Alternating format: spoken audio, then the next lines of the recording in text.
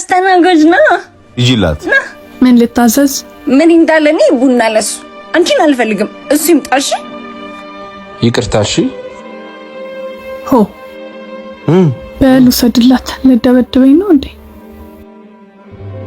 ያንተ ቡና ይሄው ደግሞ አንቺ።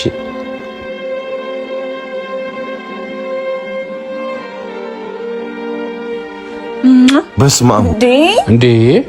ይቅርታ ብራዘርሽ። እንዴ ከወንድ ጋር መሆኑ ረሳችሁ እንዴ? ምን አረኩ? ኧረ ተይ በየሄድንበት። ኧረ እባክሽ እንዴ! እሺ ወዴት ነው? ሽንቴን ልሸና። እንዴ ምን አስቦ ነው?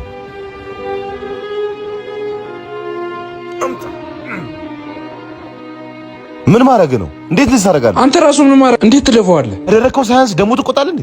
ነውር አይደለም እንዴ? እንዴት ልትሳረጋለህ? የኔ ወንድም ተረጋጋ።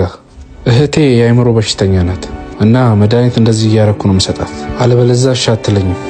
ወይኔ ስታዝን። እኔ እኮ ሌላ ነገር መስሎኝ እኮ ነው። ይቅርታ እሺ። በጣም እሱማ አንተም ልክ እኮ ነህ። አንተ በጣም ጥሩ ሰው ነህ። ለምን በመድኃኒት ብቻ ወንድሜ?